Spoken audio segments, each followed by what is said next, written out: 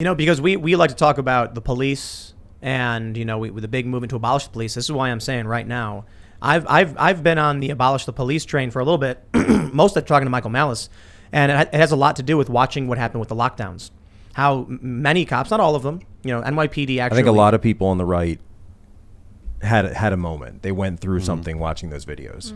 Yeah, but they're going right back to back to blue. You know, there's a period where we saw people on the right throwing the thin blue line flag on the ground and stomping on it because the cops were now turning on them. But you look at what's happening in Australia and who's enforcing it. It's all these metro cops, and they're macing little girls. It is some of the most insane for their health. Yeah, to protect them. In the name of the their girls health. are For their own screaming. good. Yeah, for your own good. They're busting down doors and taking people out of their homes. They're shutting down churches. In New York City, they shut down churches. I'm telling you right now, you've got a slight opportunity, or you had it. It's probably gone.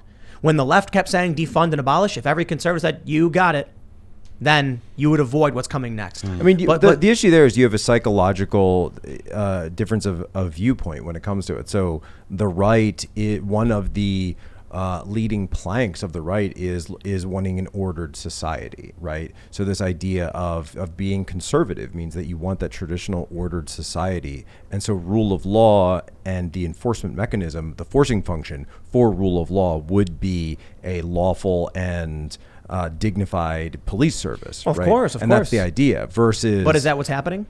And that's not what's happening. Right. But what I'm saying is you to get a conservative to kind of go wholeheartedly and join hands with like a BLM member on that, it would take a lot of conversation and a lot of looking at issues like what you're talking about, by the way, and getting them to actually sit down and say, wait a minute, perhaps there are... And I actually had Nico House, who's a BLM guy. He's like a man of the left, but he's someone that I've become friends with and someone that I talk to.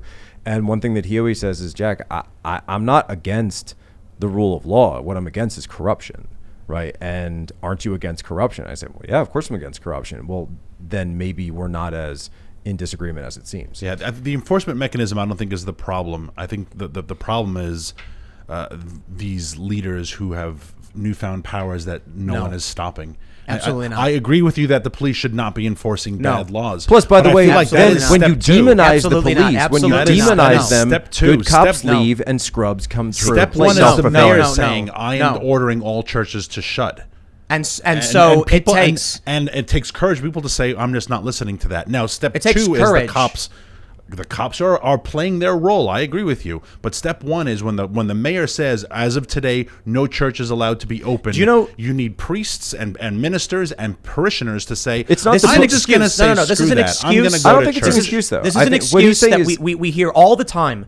Right now, there's a mandate in New York City. If you are disabled, sick, or unable to get the vaccine, or for a religious reason, it is not the police stopping you. It is the mom and pop restaurants and bakeries saying, "F you, get out of my store. I don't care. I was told to do it, so I will." If all of these people in New York said, "I will not abide by illegal activities," because discriminating against someone on the basis of a disability is a violation of New York City, state, and federal health and non-discrimination laws, they'll do it anyway because they don't care. They're feckless, spineless, pathetic losers. They all do it. And each and every one of these police officers has a choice. They can be a villain.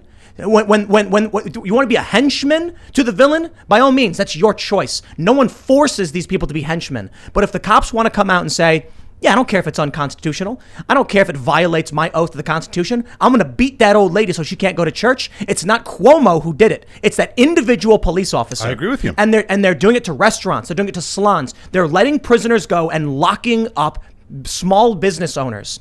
This is anarcho-tyranny. Exactly. And you see what's happening in Australia.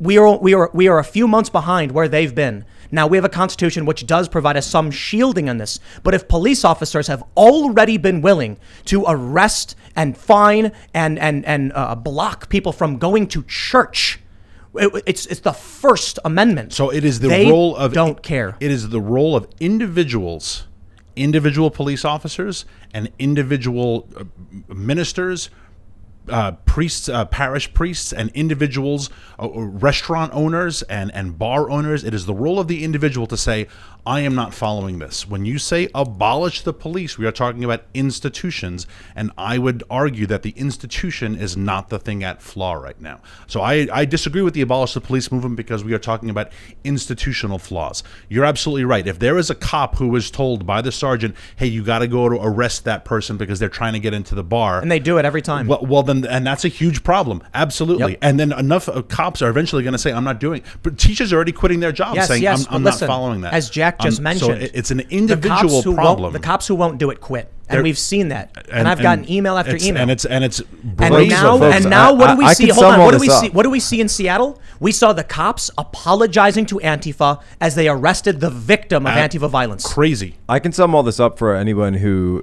hasn't you've gotten there yet. Get out of cities. Just get out of cities. Just don't be there. Right. I was joking with Michael Knowles that he had that Reasons to Vote for Democrats book and it's all blank on the inside.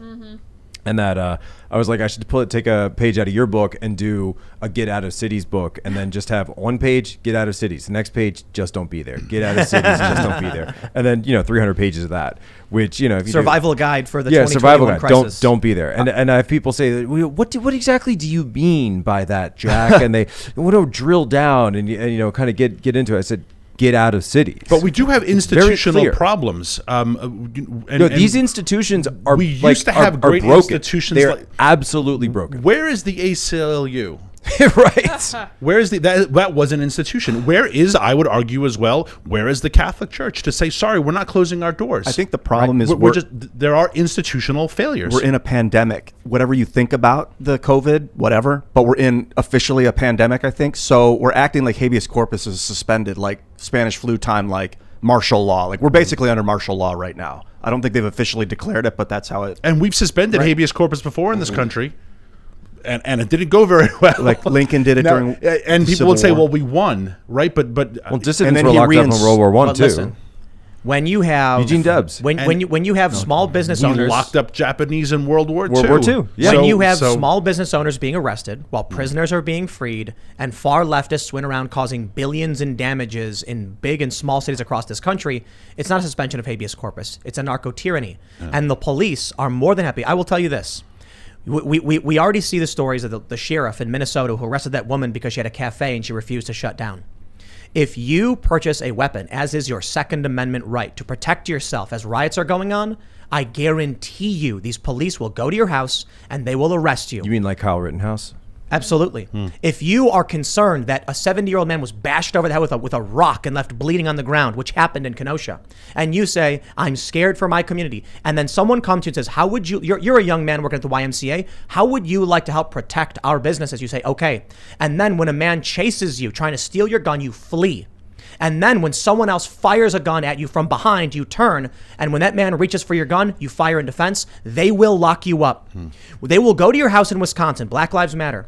And when you brandish a firearm to show that you're acting in defense of your home, the police will go into your house and arrest you, and Black Lives Matter will celebrate it. They did. When Black Lives Matter went to a house in Milwaukee and set fire to it because they thought 2 girls were kidnapped there, and they weren't.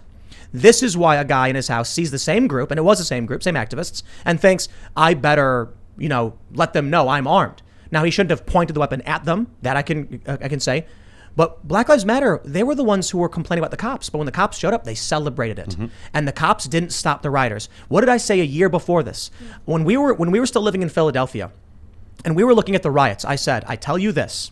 There will come a time when the rioters, when the mob, when the cultists, the fascists, whatever, come to your house and are protesting. And the police will show up because of a disturbance in the neighborhood. And they'll look at each other and say, what's easier, arresting the guy in the house or dealing with a riot? Just arrest the guy in the house. And they've done it.